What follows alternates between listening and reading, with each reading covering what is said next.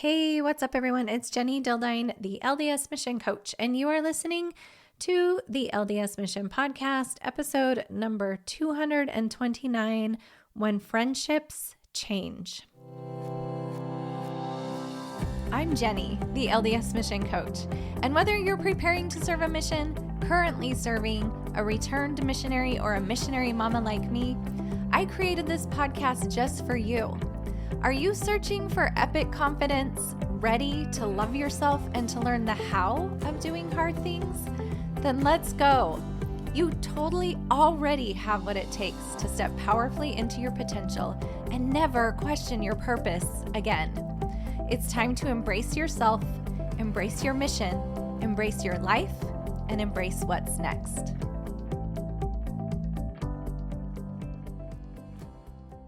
Hey, everybody. Welcome to the podcast. Here we are in November, and if I haven't said it in a while, I am so grateful that you're here. Thanks for listening. Thanks for emailing.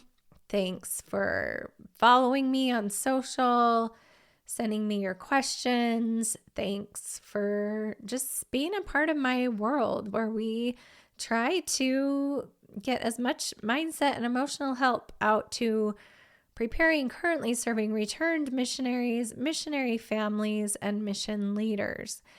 Maybe I've told you this before, but I did have one person that said, "Oh, it's never going to work for you to, talk to all the mission people all the time." And I said, "Well, too bad. That's what I'm doing because I care about all of them." I mean, the mission, right, is such a unique experience in our LDS faith tradition that, there's a lot here. And I know what it's like to send out a missionary and to have them call at home and be really upset. And I didn't serve a mission, but I feel like I've served lots with all of the clients that I've worked with over the last little while. And I love just getting on here, telling you a bit about what I'm experiencing with my clients in hopes that it kind of gives you an amazing resource to, help your son or daughter or just help yourself if you're out serving on the mission. Just a quick reminder that we do share this podcast via Google Drive with missionaries serving all over the world. We've got hundreds listening every single week, which is really a cool thing that we do just totally free. Every week we upload the podcast episode and the transcript so that you can just read it if you need to. But if you want that, you should just reach out on social, jenny@jennydildine.com, or just email me. Wait, that's my email, jenny@jennydildine.com. Or you can reach out on social, and on social Instagram, I'm jenny.the-LDS Mission Coach. Same, my Facebook page, my business Facebook page, jenny.the-LDS Mission Coach. So hey, happy November. Here we are. How was your Halloween? Did you have an awesome time? Hopefully you got to do something fun or different or novel during Halloween. What are we talking about today? Oh, yes, friends. I've had a couple sessions over the last few weeks where I have had discussions with clients about friends and how friends change, how friends tend to grow apart, about how friends maybe sometimes aren't aligned with who you want to be anymore, how friends kind of see the relationship one way, but you are ready to see the relationship another way. I suppose this could all be applied to dating as well. So I want to talk about friends today because, a lot of times you hear about friend drama, especially like middle school, high school type friend drama. But I think it happens on all levels, guys. It can happen in your wards. It can happen on your mission. It can happen if you've been on your mission and you feel differently about yourself and you see the world differently. And then a certain friend wants to, have a similar sort of relationship as the friendship that you had before. Sometimes this can even happen with siblings, whereas, siblings I feel like are technically our friends and should be there for us. Sometimes maybe they're not showing up for us in the way that we think they should or we want them to. I've gone through stages like that with some of my siblings. And so I just kind of want to break it down today and kind of take some of the shame and guilt out of this idea that friendships need to stay the same forever. And I also want to kind of broach this topic of defining the relationship, which I know we mostly just refer to this when we're talking about dating. But I think sometimes and we're going to talk about this later, so I'm not going to totally dive into it here, but sometimes I think we erroneously think that we've got to talk through stuff to figure it out. So if you notice that your friendship is shifting, that you're kind of growing apart, that something is changing, that maybe they're growing apart from you even, or they're not showing up the way that they used to, I want to reassure you that that is normal. Now, I've had some people even over the last couple of weeks tell me that it might not be Christlike to sort of change a dynamic in a relationship. And I don't think that that's true, that you can think and feel the same way about someone, whether they're in your life every single day or whether they're not in your life every single day, or whether you interact with them less than, or maybe you have a different group of friends. You still can, as you're evolving, choose to love people, and you still can choose to be connected to someone or feel the feeling of connection, even though a person has evolved or changed, even though you have evolved or changed, okay? So today, I want to give us some ideas about how we can navigate transitions with friends with kind of honesty and maybe some self-awareness and definitely some compassion for everybody involved, okay? So all of this was spurred by a couple different conversations, but the one that's kind of on my mind right now was a return missionary who said that she had this sort of dynamic with a friend from childhood, and she's feeling like she's sort of changed and evolved, and she doesn't really want to be treated in that same way or seen in that same way. And so she is kind of becoming more close to some new roommates that she has. Okay. And so I want us to and she had a lot of guilt about that. And so we were able to talk through some things. And so I want to share some ideas with you today about some things to consider about friendships, how they're maybe, have a beginning, middle, and end, and how they evolve just kind of the way we do. So number one, here's something you can think about, is that friendships, just like seasons, kind of evolve. So picture like if you are new in a relationship, like you're dating someone, or a new friendship, right? Maybe even clear from when you were young, like this return missionary that I was talking to, right? Everything is new, kind of exciting, just like in the springtime, everything is fresh and exciting. And then as you move into summer, right, things become more steady. It's, you maybe do a lot of things together, you hang out a lot.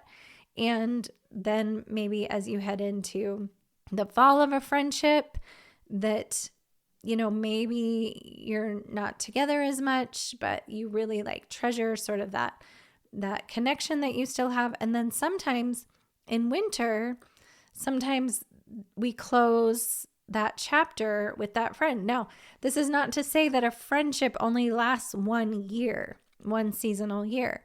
Like this might go over a long period of time. And if we were talking about like marriage, a lot of people have used this analogy with a marriage, right? Is that the winter is like those last final years while you're together before, you both pass on to the other side. And so, anyway, it's just an interesting thing to consider that friendships, can have a beginning, middle, and an end, but that is not bad. That is not wrong. That sometimes because you have shifted or because someone else has shifted, right, that you might close that chapter, and maybe that doesn't even mean that you've closed the book entirely. Like I can think of some people from my past that maybe we're Facebook friends or things like that, and I have zero ill feelings towards them, but we just have sort of had different paths and different goals and different, things that matter to us. And maybe we're just Facebook friends, and that's okay. Or maybe we just send each other a Christmas card, right? And that's okay too. It doesn't mean that one of you has failed or that it's not Christ-like. It's simply maybe you can think about it like that friendship has served its purpose for that season and time, right? I think about when I was first lived in this home that we live in now. We will be here 21 years this summer. And, or was it 21 years this last summer? Either way, it's a long time we've been in this home and in this ward and in this neighborhood. And I think about when we first moved here, we had tons of friends. We did stuff all the time. I was always hosting all the baby showers and all the, all of the birthday parties and getting all the women together for lunch and all of that. And then, as my kids got a little bit older, like we were at all the games and connecting with everyone and the basketball games and the choir concerts. And now we just have one daughter at home. Like I would still consider those people friends, but I don't kind of connect with them in the same way that I used to. And they don't connect with me, which I'm also totally fine with. And then I look at my parents now who have been empty nesters for quite some time, and they have this whole new set of friends that they go and they travel with and do things with, which is super fun. And I figure that, again, my friends are going to change and evolve as I change and evolve. And we can have, and maybe it is a little bittersweet, where I really treasure and miss those times with those friends, but I can still appreciate what those moments brought to my life. A long time ago, kind of printed out this thing for my kids, and I think it's a Dr. Seuss quote, if I remember right. It's up in one of my girls' bedrooms. Anyway, if I'm wrong, if it's the wrong person I'm attributing it to, then sorry, but this is what I remember. I think it was Dr. Seuss, and it says, don't cry because it's over. Be grateful or happy that it happened. And so that's kind of how I think about how we can think of friends. And then the other, song, of course, that I learned when I was young is like, make new friends, but keep the old. One is silver and another gold. I still have a little bit of a cold, so it didn't sound awesome, but you get the point. Is like, we can have as many friends as we want to. It's just maybe going to look different for how much we're actually physically interacting with each other. Now, which brings me to another important point too, is that number 2 is that you're always in charge of the relationship. Now, this goes back to a lot of the relationship podcast episodes that I've done, which is just a reminder that relationships exist in your mind. Now, we tend to think of relationships as someone we do a lot with, we hang out with a lot, or we confide in a lot. but it's actually your thoughts about that person that creates feelings in your body. Remember, thoughts are synapses in your brain that create feelings in your body. So that means it's like the best news, because I get to choose intentionally how I want to think about the experiences that I've had with someone in my past, as well as how I want to feel about them. And we're going to get to this a little bit later too. That we actually, because we're adults, right? A lot of times when we're children, our parents will be like, well, you two are going to be best friends, right? But now that you're an adult, you get to decide how you want to think and feel about people, even people who have not been nice to you, which we're going to, again, talk about in a little bit.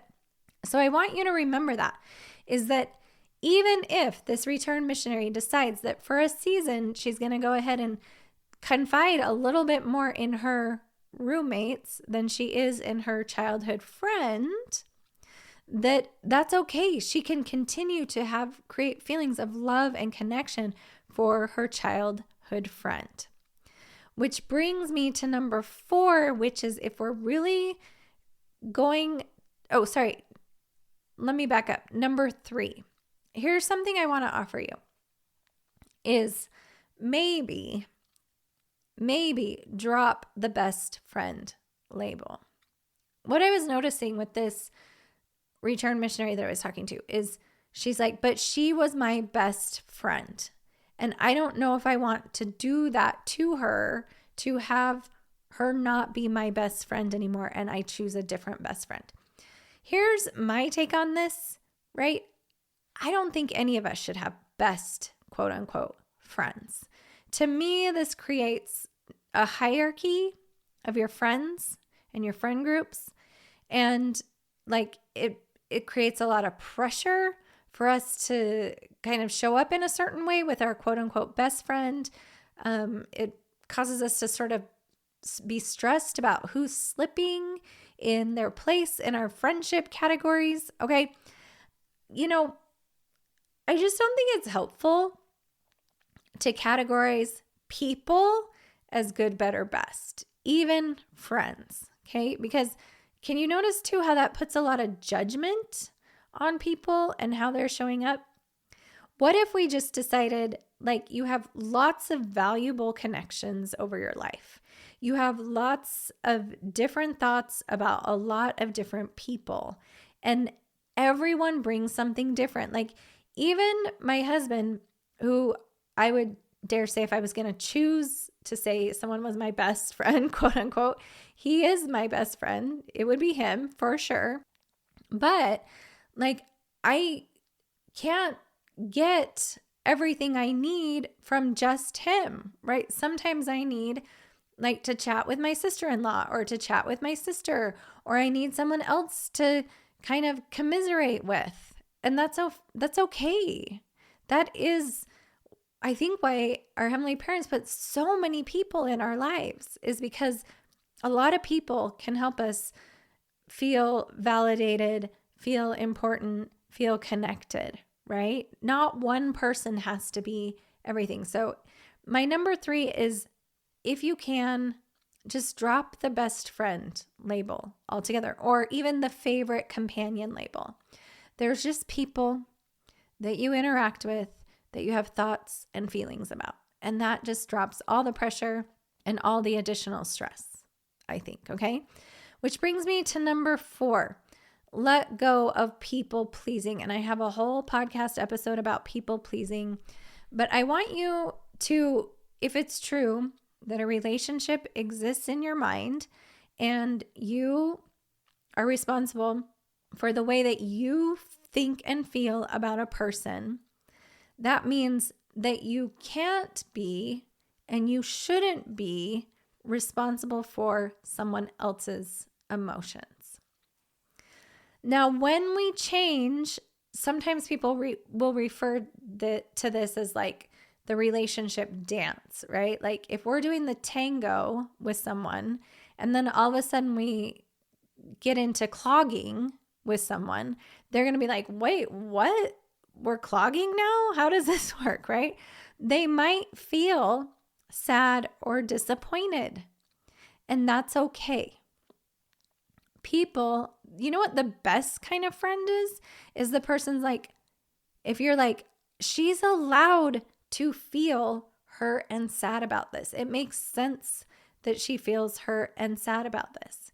Okay, so when you're pretending with someone and just going through the motions to meet them for lunch or to text them on their birthday or to, attend a concert, even though you don't want to be there since it's their concert, or you just don't want to, or you don't have time, that actually is the opposite of kindness. That goes back to the episode that we talked about last week about being not honest. That's putting on a best friend mask. And when you are dishonest with someone, that is actually not kind. Because do you know what it does inside you? Is it breeds resentment, and it breeds dishonesty. And that is not kind. My guess is if you were just honest with your friend and you said, if I go to your concert, I'm actually going to feel really resentful and I don't really want to be there. My guess is they wouldn't be like, well, why don't you come anyway? Right? They would probably be like, oh my gosh, I'm so glad I know. Like, thank you for being honest with me. And it might hurt them a little bit, but you don't get to be in charge of how other people feel. Okay. Now, this is not to say, I always have to put this caveat in, because this is not to say like we purposely go around hurting people and cutting off friendships and being not kind to people and saying, no, I'm not going to your concert or whatever. But you do have to be honest with yourself and where you're at. Otherwise, you kind of get into this self-betrayal, like this return missionary. It was like, that's not how I actually feel. And I don't want to keep pretending, because then we're not being true to ourselves. And not only that, but it's just dishonest with the people around you. Okay. So, and this is again, not an excuse. When I'm saying be honest, I'm not saying like, what am I trying to say? Like, honest, like attacking them. Even like some people will like attack someone and be not kind in an excuse, saying that I'm just being honest with you. Like the example I think of is a missionary I was talking to whose companion said, your efforts aren't acceptable before God, right? And she was probably like, well, I'm just being honest. No, that's not what I'm talking about. What you need to be honest with is yourself, so that you can show up in truth for the kind of person that you want to be. And if you're pretending and you're just trying to keep your quote unquote best friend from childhood so that she doesn't feel sad or bad, that isn't honest. Okay. Here is a story that I read this week. And there was a woman who went to a retreat. Okay. And at this retreat, they were learning how to be authentic and honest. And it was a kind of a coaching kind of situation. And so they were learning how to take like criticism and also offer a little bit of constructive criticism. And so one woman came up to another woman and said, I want to share something with you, but it's probably going to hurt. Okay. Now, this other woman said, I'm not really up for that feedback right now. That was her honest, that's honestly where she was at. She said, she was honest with her. She's like, okay, so maybe you have some feedback for me, but I'm not up for it right now. Now, the first woman walked away hurt. Probably, most likely, she was feeling embarrassed because she got shot down. Right? But then what happened is the second woman felt guilty. And I'm just saying, listen, you don't need to feel guilty about being honest about where you're at. You don't need to feel guilty about that. Now, if the second woman would have said, that's rude, you're rude, right? That's not what I'm talking about. Like, she was just honest with where she was at. She was like, I'm not up for that. And then if the first woman is now decides she's going to feel hurt, you don't get to be in charge of that. Because her hurt comes from something she's thinking and believing about herself, is honestly probably what happened, right? She's embarrassed. She's feeling shame, something like that. And what this woman, the second woman, she would have been sacrificing her hurt to hear this woman's comment in order not to hurt someone else. And we don't want to do that. That is kind of self-betraying. And so just being honest with where you're at. She chose to be true to herself, right? And where she was at. And so we've got to let go of this people pleasing where we think our behavior can manage or fix someone else's emotions. Like, I do this with my kids all the time. I do this with friends. Like, I'm sorry, I'm not going to do that. Or I'm sorry, right? Like, I'm not going to volunteer for that thing. I'm sorry. But I'm not going to like manipulate myself and be fake, because that's dishonest and not loving and not kind. Okay? I hope that's clear. I hope you understand that. Okay. Number 5, let's stop over defining and over talking about it. You don't always need to announce these changes. Like this return missionary, she doesn't need to go to her childhood friends and be like, just so you know, I'm thinking and feeling about you differently right now. And so I'm going to need to take a step back, right? We don't need to do that. Like most of the time, people just learn the new dance. They're like learning how to clog. The problem with defining or dissecting what's going on is it can actually create more expectation, more pressure, and judgment of self and judgment of the other person. So my best suggestion for friendships is to simply manage yourself, right? Manage your thoughts, your feelings, your boundaries, and your energy, okay? And as you do this, your relationships will naturally shift. And it might feel uncomfortable to the other person. It's probably going to feel uncomfortable to you, honestly, too. But as you do this, you guys will get used to the new dance, to the new rhythm, okay? There might be exceptions where if you're dating someone and all of a sudden you're like, not interested anymore, it would be wise to probably have that conversation. But I think it can be very simple. Like it can just be like, you know what? We're going different directions or whatever. As soon as you start saying things like, you should this, or you should that, or you should be this way, and I don't like this, that's hurtful, right? And really what we need to do is we need to focus on ourselves and how we want to change, okay? Which leads me to number 6. You can heal or release a friendship without ever sitting down together. And I know I've told this story on the podcast before, but when we first lived here, I had a really, really, really good close friend that I did a lot of stuff with. And as time went on, I could feel her sort of shifting and changing, and I was shifting and changing, and I kept trying to kind of force the conversation, like force the friendship and force the relationship. And I just noticed how it was not reciprocal, which is fine. Again, remember, you guys, if you understand that a relationship is not reciprocal, but you're still choosing it, totally fine. Like relationships don't have to be reciprocal because it's not about what you do. It's about what you think and feel about somebody.